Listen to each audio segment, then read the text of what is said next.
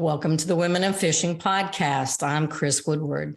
The Women in Fishing Podcast is sponsored by Axo Noble Yacht Coatings, makers of Interlux and All Grip products for boats. Today, I want to introduce you to two women who are helping guide the development of women's technical fishing apparel. My guests are Wesley Locke. Wesley is a Columbia PFG ambassador who tournament fishes for tarpon on fly out of Islamorada in the Florida Keys. Wesley is the daughter of fly fishing guide Tommy Locke. She's also involved with conservation groups, all striving to protect Florida's vital estuaries and fisheries. Jillian Hidalgo is the design director who oversees product creation and development at AFTCO and Marshwear and is based out of Southern California. She has worked in technical apparel for 10 years and is passionate about creating items that perform so anglers can enjoy what they love. Welcome to the podcast, y'all. Hey, Thank you. thanks for having us. Yeah, appreciate you being here. Well, we're going to kind of start off because you both kind of come from different aspects of the apparel creation equation. And so I want to talk a little bit with you, Wesley, first about what types of fishing clothing you wear since you're on the water, like all week long. What kinds of fishing clothing have you really found are your favorite types of things to wear? And let's talk about the summertime because we're just about, this is going to air June 1st. So we are talking about hot weather. Well, June 1st, I will be in pre-fishing tarpon tournament mode. I fished several of the fly fishing tarpon tournaments down in the Florida Keys and Islamorada. And so for what I do, it's really long days. It's 8 hours minimum. You're either battling really intense sun or storms or wind or a combination of all of it. Generally speaking, I go out covered head to toe. So long pants, long shirts. I wear this shirt more often than any other. It's the Title T performance style hoodie from Columbia, and it's just the most comfortable. So typically speaking, like I said, long pants, long shirt, long sleeve shirt with a hood, buff, hat. I want to be covered from absolute head to toe in the most comfortable, light fabric and material that just allows me to focus on fishing and not what I'm wearing. Gotcha. And obviously I have like foul weather gear because the day you don't bring it is the day you need it. Exactly. So I always have that, which is great because some of the Columbia products have like the neoprene cuffs and stuff you really need when you're trying to stay as dry as possible and as comfortable as possible. But generally speaking, all pretty light tones because since I'm doing sight fishing, fly fishing for inshore species, I'm trying to disappear. So generally speaking, it's white, tans, grays, light blues, greens, anything that I can do to just kind of blend in and stay as breezy as possible in the intense sun while staying protected from sun damage and intensity of that. So that's what I wear. Yeah. So obviously when the fish is looking up, the fish is looking at sky. So that's why you're talking about having the light colors. Anything light that makes, anytime you're wearing a poppy color, just anything that draws attention. I had one of the designers for Columbia, we were doing a beta shoot. And he was like, do you really think that the fish can see you? And I was like, Bear, who was sitting behind me. And he was like, well, he used different language, but he said, absolutely. Yeah. Because it's just, you have no idea, especially like how much they spook just off birds or off anything. You want to be the last thing that is a variable. So you're just trying to blend in, but also stay comfortable. You wear darker colors in the winter if it's cold and you're like, I get to wear navy. Right. but in the Florida Keys, it's that's only a few months out of the year. In the summertime, it's light colors, comfortable fabric. Gotcha. Well, Jillian, how do you and AFTCO determine what women's technical clothing pieces to create and how they should be constructed? How do you do that? I have now been working at AFTCO for about 4 years. And when it came to women's, it was first to work with the lady anglers that we actually have on our team. So we reached out and we wanted to see what our line was first missing for them, and even fit everything. I mean, we took a deep dive. Like, it was very humbling to hear what they had to say because we have, someone like Captain Mo, man, she'll tell you anything that she something is itching on her, she will tell you, and she'll tell you exactly how it's itching, where it's itching, and how I should actually fix it. So she tells me exactly what I need to be doing. Then I take her feedback and I go, okay, I'm going to figure this out for you. I think that's the biggest thing, is that we always work first with the women and we see what we're missing from that line. So each season we start out with questions out to the ladies. We take the feedback, and that's how we build out our line plan for the season. And that's how we pick out fabrics, how we pick out fits. It really starts out with the women that we have. Yeah, you've got quite a few women that are giving you feedback, and I assume they're freshwater and saltwater and various. Yeah. So freshwater and saltwater, and depending on each season, fall we definitely tend to favor more freshwater due to the elements that they do get themselves into, especially a lot of our kayak women. In the spring, we have more like the inshore, offshore women that have a little bit more of a say, because like Wesley was just saying, they battle a lot of the heat and the whole different type of an element there. How do you stay comfortable and in all of that? We put the gear through it. So we're like, I have a comment. Yeah. Yep, that's good. Well, that's the way, everybody learns for sure, is the actual experience is key. Wesley, considering summer fishing again specifically, tell us what kinds of apparel technologies are most important to you and why. I mean, you mentioned, you want to stay cool and comfortable. Columbia has Omni-Freeze Zero. They have UPF protection, stain resistance, all kinds of different technologies involved in their apparel. What are the key technologies for you? I would say that almost all of the cooling technologies that are inside the material I like. So the ones with the circles on the inside, I believe it's Omni-Freeze or Omni-Freeze Zero, one of the two. I think they both have it. It cools when it gets wet, and it really works. Like the first time I used it, and I dunked it in the water and put it on, or I was sweating really gross, and it really does cool your body temperature. And then also the Omni-Freeze Ice, or whatever one has the little snowflakes on the inside, is also really, really comfortable. This is Omni-Shade, which doesn't have the technology on the inside. I honestly think for most women, it comes down to the technology that works, but also the style. Like this shirt, I like the fit of it. I like the style. So it ends up being what I veer towards, but all of the cooling technology that's inside the material works really well. Yeah, I know AFCO has that kind of technology as well, right, Jillian? Tell us about the cooling technology that AFCO has. We do have a cooling technology in Barracuda, but we don't actually have that in women's, and we're actually moving away from that. We have our pledge going forward, trying to find more sustainable solutions and when we make fabric and product in general, so we can keep our waterways and everything healthy as they can be. So we actually have Adapt phase change technology in our line, which is a bio version of like a freeze. So it's actually compounded from natural elements from the earth. Okay. And what it does, it actually changes with you throughout the day. So in the morning when you go out, it actually helps trap heat in. So it actually keeps you slightly warmer. And then as the day goes on, it opens up the pores and it allows more wicking and cooling to happen. So then it actually cools. And then again, if you're out for a whole day, it will start cooling again, sun goes down, and it will allow it to trap heat back in. So we were trying to think of ways to how to take a shirt that you wear all day long and make it work for you. So it then turns more into a layering piece that can build into this beautiful outfit that will work for you the best it can be. And that was when we found it was by Optimer, and the Adapt phase change has worked amazing for us. Gosh, it sounds like that's fabric that's alive or something. It knows if you're sweating or if you're cold, and it's going to, It's amazing. And it's amazing that it was actually, manufactured from the natural properties.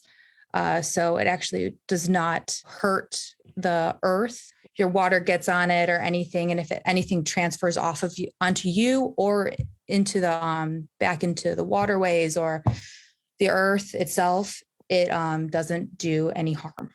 So the fabric of the Adapt is a textured dobby knit that's made out of recycled polyester. It's one of our main goals by 2024. We want to be, all of our polyester, we want to have recycled.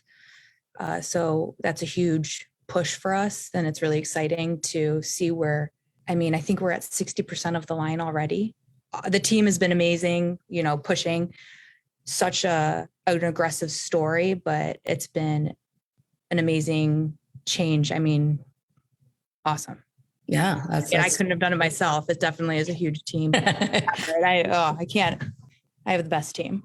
Well, is Phase Adapt technology in actual pieces of clothing now, men's and women's, or just men's?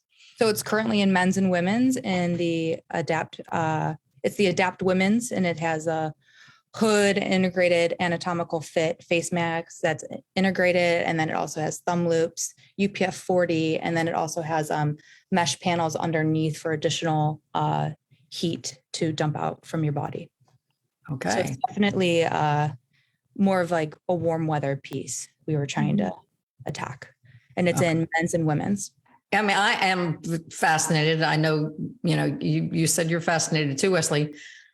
How does it do that? How does it sense your temperature and know what to do? So, the best thing that I can describe it, because everyone kind of knows Gore-Tex, is Gore-Tex has these micro little pinholes that they act like little breathing. And they're like microns, like teeny tiny. And that's how the air is able to get out. So when you think of something like Gore-Tex, they keep those tiny open holes there so that the air can always get out. What happens with Adapt phase change technology, the items actually open and it closes due to the heat of your body. So if you're hot, they're reacting to it. They're reacting to it. Okay. Yeah, it's amazing. They have used stuff like this before, more in like military clothing. We are now finding it for us, the people, For us regular people. Yeah, for us regular people.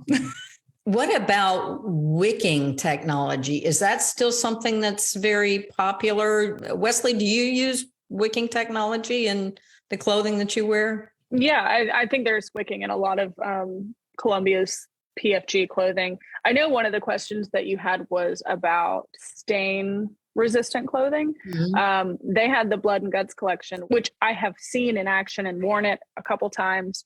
It is crazy to watch, like it just completely wash off. For what I do, being primarily catch and release and fly fishing, I don't have as much of a need for stain resistant clothing.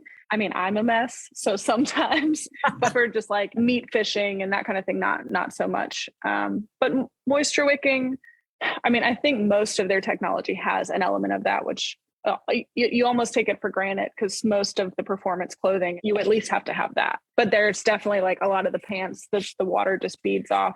Jillian, has the moisture wicking technology changed? Is that also changing? Polyester itself already is self-wicking.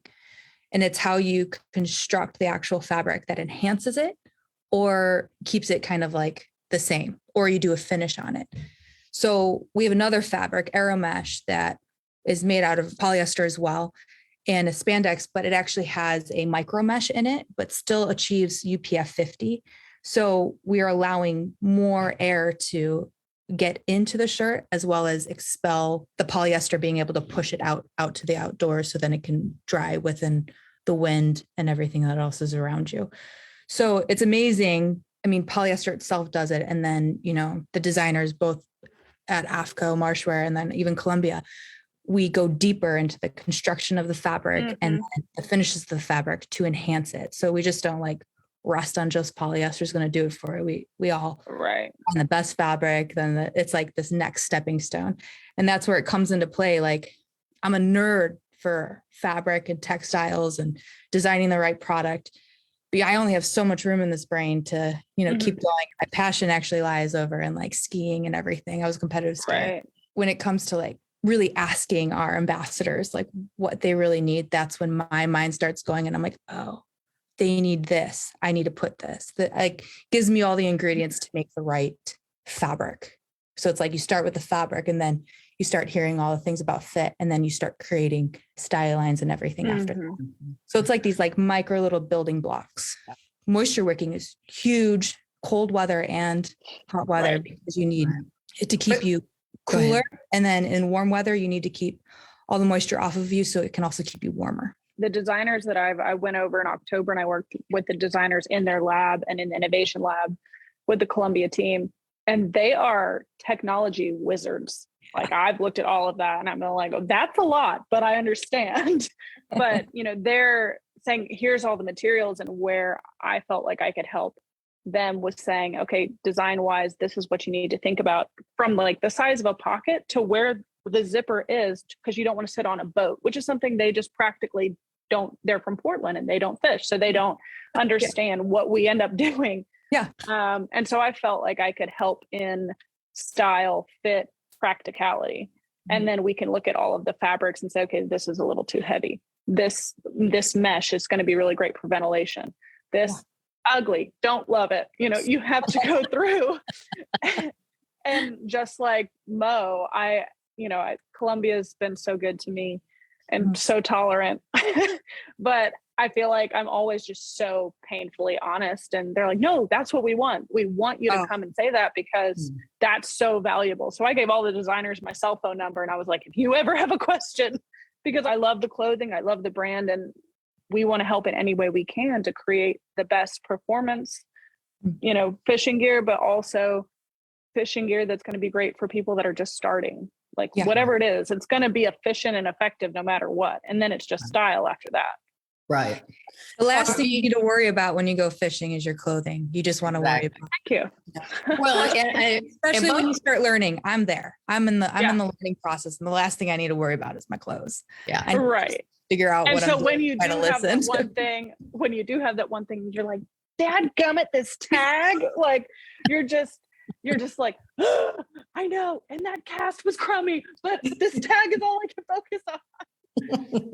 Well, y'all are both yet too young to know what we used to fish in 20 or 30 years ago. I would say it's come such a long way. We've got so many more choices.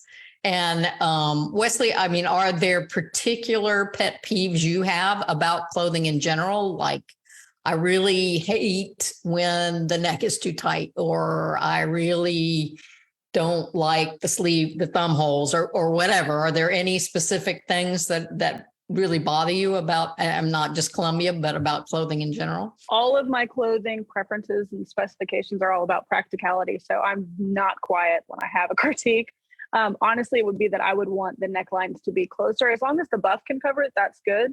But there was a fabric, for example, Skiff Guide. Most amazing fabric. I love it. But the design on that particular shirt, the neck cowled, and I would have sunburns like right here because it wouldn't, cover it. So practically both me and my dad are always saying, here's what we need functionally. We understand you're designing for people that don't fish maybe as intensely all the time, but here's what you need to look at. And a lot of it can be just from the thumb holes, wherever it is, it can be that minor of a detail. As far as things that bug me, I just don't like when stuff is loud. I don't like and I do mean like noise loud, like when it's real baggy and just there's a lot of extra fabric. Everything we do is very streamlined. So I like everything to just be what you need, not anything more, not anything less, just what you need to do your job. When things go a little over the top, just trying to be different or trying to be, and it's like, do we have to reinvent the wheel, or can we just work on making the best feeling material possible or the best feeling fit possible? I love that many brands have their unique style. I think I was in one of the design meetings with Columbia, and they were like, well, what do you think about the Tamiami or the Bahama button down? And I was like, perfect, don't change it. They're like, seriously? And I was like, no, it's classic. It's awesome for what it is. If you want a performance shirt, or if you want something a little bit more something, then you can look for that. But as far as y'all's bread and butter for the button down Bahama, like, don't change anything. And then we moved on. I was like, but now this shirt, on the other hand, it's because I know it must be such a challenge, Jillian, to please so many different types of body types. Now I'm a very small, petite, 5'1" female. I've never been able to wear men's fishing clothing. So it's always been kind of a problem for me to find fishing clothing. When the women's apparel started to come out, it started to be a little, more for bigger people and that type of thing. But I definitely have noticed that, there are pieces that I particularly like that fit me fine. Like Columbia used to have a shirt, and they don't have it anymore, that has a hem that's like comes down like this. It's rounded in front, goes high on the sides. And that way, anybody who has any size, any kind of hips, it's not going to bind. And I loved that design. And then now they don't have that anymore. But anyway, I Mo in my ear right now. Oh, am I? Okay. Cousin Mo is, oh my gosh. I'm channeling Mo. She goes, I need the low and the low and the high on the sides. What is that? Give me that. Yeah, give me that. I will say, because it occurred to me later, you said, what pet peeves do I have? If there's any design pet peeves I have, when girl pants and shorts don't have belt loops, when girl pants and shorts have small pockets. Like, if you're going to have pockets, make a pocket or don't. But don't give me this little like chapstick pocket. Oh, and thank you on the belt loops, Wesley. Oh my goodness. If you're going to put a pair of pliers on your pants, you're going to have a belt. Oh my goodness. Every time I'm like, I get it. The guide's going to wear it, but we know we need belt loops. We have a belt, we have pliers, we have things. Right. Exactly. So yeah. I had to I was like, why didn't I say that? I'm letting my women down everywhere. Well, there you go. You got it in. Oh my gosh. Fits. Yeah. That's a huge one, especially for women. And what we run into at AFCO and at Marshwear is our lines are tight. In AFCO, our line is definitely an athletic fit. And we have gotten complaints on the other end that we don't have anything for larger sizing. So we actually, in spring 24 coming out, we have worked on a relaxed fit. So that doesn't mean it's like boyfriend fit. It is a true set in sleeve. So it's still nice up top, but it definitely drapes off the body, no waist shaping or anything. And it's made out of a more cotton style fabric because we were trying to push ourselves in a way that we could find something that performs better than cotton. And we found lyocell, which is derived from wood pulp. And it's an amazing fiber because it's actually 70% more wicking than cotton is. But when blended with a recycled polyester, again, those two coming together enhances the wicking, but then still allows it to feel like a cotton shirt. So we felt that a relaxed fit in something like that allowed it to appeal more for someone that's more beginning, that doesn't, need items like Wesley needs to be real performance driven. It's like that step. So we're trying to like find that step product in, and that's going to be it. And it's awesome. That fiber, just going a little deeper into it, Tencel, it's a closed loop fiber. So it actually doesn't emit water wastage or carbon emissions. It's very sustainable long-term to use. They get it from the forest responsibly. They work with forestries that pull trees from the earth in a responsible manner, like looking for decaying trees and items like that, not watching new growth, avoiding that. So it's a new version of what polyester is, but it's something that can be renewed. And we can recycle again and bring it back to life. And it still gives you that cotton feel, but with performance. Gotcha. So it's our push to maybe even look the other way from polyester for long-term solutions. Yeah. So that's a really exciting product for fit. And I mean, fit is one of the biggest struggles that we had. And we actually took a break for a season and we worked with a pattern maker that specializes in performance for women. She's done moto, mountain bike, really technical product. And she helped create our blocks that we now work with that has helped fix the bottoms, and we came up with standardized tops. So it's been a long road for women's fit, but we definitely have worked really hard to get it much better than where it was at. Right. Fine tuning those little items so that, we're not just really, really performance driven. We can, open up to lifestyle. Yeah. Yeah. Well, and Wesley, Columbia's always had the benefit of, I mean, they've been around for a long time making men's and women's clothing for as long as I Right. can remember. Columbia's was really the first brand that I recall making women's fishing clothing.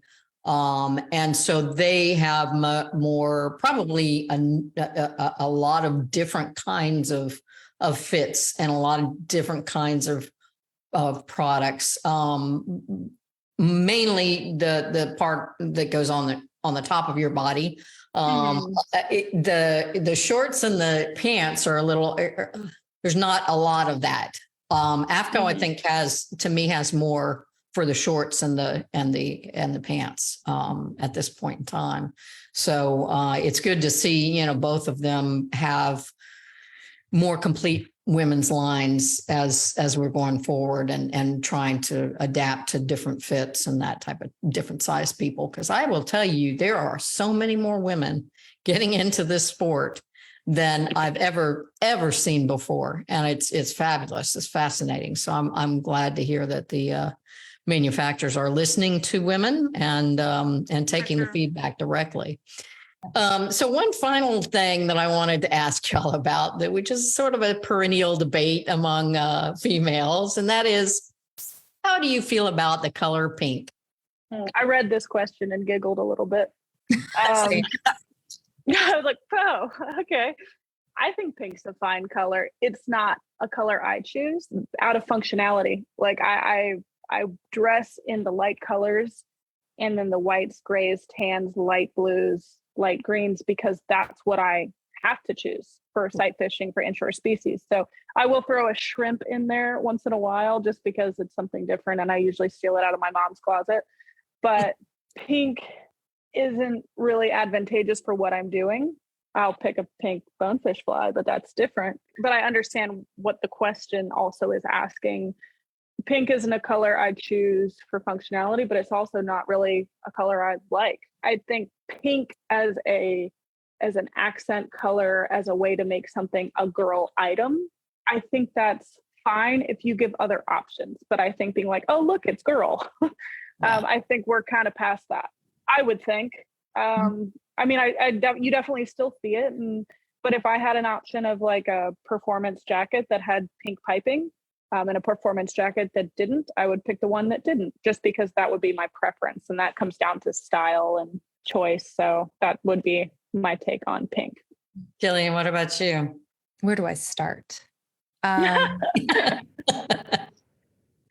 Personally, like me as just a human, I agree. I wouldn't go searching out for a pink item.